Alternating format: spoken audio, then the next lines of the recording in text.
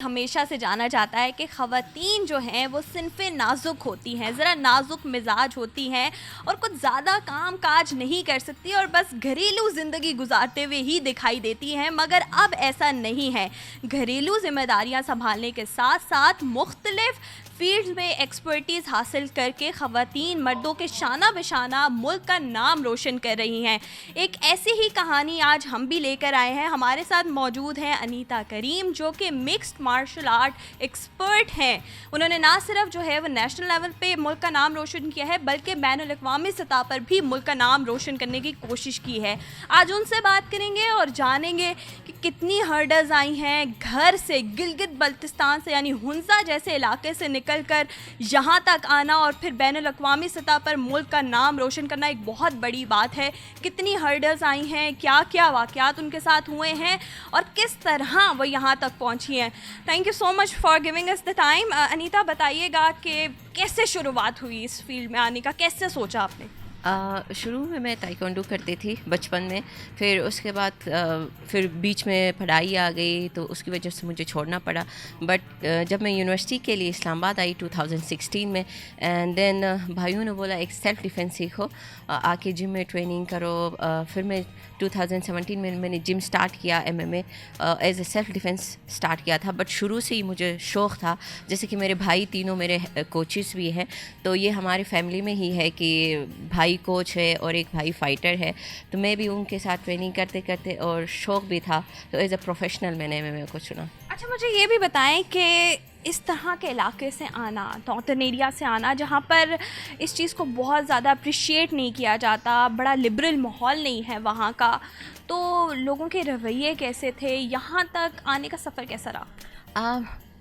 Tough भी था, but ये है कि फैमिली साथ थी, तो इस वजह से मुझे इतना ज़्यादा प्रेशर नहीं हुआ। लेकिन 50% तो था ऑब्वियसली। जैसे ये कि हर फील्ड में मुश्किलात आती है, ऐसे मेरे लिए भी मुश्किलात थी।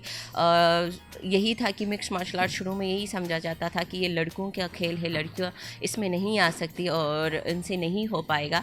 बट हमारा यही मकसद था कि लोगों को और यही प्रूफ करना कि हाँ, लड़कियां भी बहुत कुछ कर सकती है और शाना बशाना आगे जा सकती है। अच्छा, मुझे ये भी बताएं कि ये मिक्स्ड मार्शल आर्ट मतलब बड़ा मैंने सुना नहीं है ये नाम।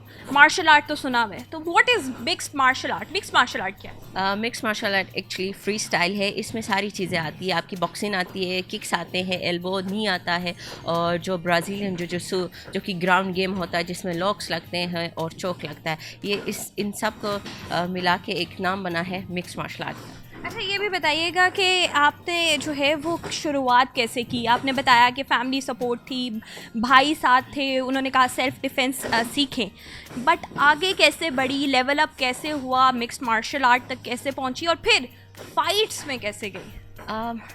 इतना इजी नहीं था मेरे लिए ऑब्वियसली, क्योंकि MMA बहुत टफ़ गेम है, उसके लिए बहुत ज़्यादा सेक्रीफाइस करनी पड़ती है, बहुत ज़्यादा मेहनत करनी पड़ती है। तो सेम मेरे लिए भी यही था कि मुझे हर्डल्स भी आई, टफ़ टाइम देखना भी पड़ा। एंड बट यही है कि जितना आप मेहनत करेंगे उतना आगे जाएंगे। And thanks to my family जिन्होंने मुझे सपोर्ट किया, एंड नाउ थैंक्स टू सब के लिए जो मुझे अभी भी सपोर्ट करते हैं, हुंज़ा से, पूरे पाकिस्तान से अभी सपोर्ट करते हैं। अच्छा, मुझे ये बताएं कि पहली फ़ाइट कहाँ पर हुई और फिर उसके बाद आपने कौन कौन से अवार्ड्स जीते हैं, कौन कौन से रिकॉर्ड्स बनाए हैं नेशनल लेवल पर, और फिर इंटरनेशनल लेवल का भी बताइएगा। नेशनल लेवल पर मैंने BJJ कम्पीट किया था 2 टाइम्स।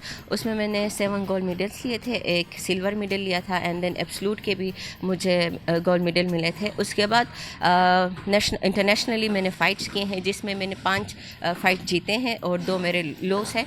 और वहाँ पर भी मैंने इंटरनेशनली ब्राज़ीलियन जो कम्पीट किया था सयाम कप, जिसमें मैंने 2 गोल्ड मेडल्स लिए हैं वहाँ पर भी। अच्छा, यहाँ पर आप ट्रेनिंग देती हैं, राइट? लोग जो है ट्रेनिंग देती हैं, लेती हैं, आपके भाई भी यहाँ पर होते हैं आपके साथ, तो लोगों का रिस्पांस कैसा है यहाँ पर? शुरू में थोड़ा सा टफ़ था, मेरे भाइयों के लिए भी टफ़ था। जब मैंने फ़ाइट जीता उसके बाद अभी बहुत फ़ीमेल आती हैं ट्रेनिंग करने के लिए। अच्छा, मुझे ये बताएं कि सेल्फ़ डिफेंस, क्योंकि आपने कहा कि मैंने सेल्फ़ डिफेंस से स्टार्ट किया है, ख़वातीन के लिए कितनी ज़रूरी है?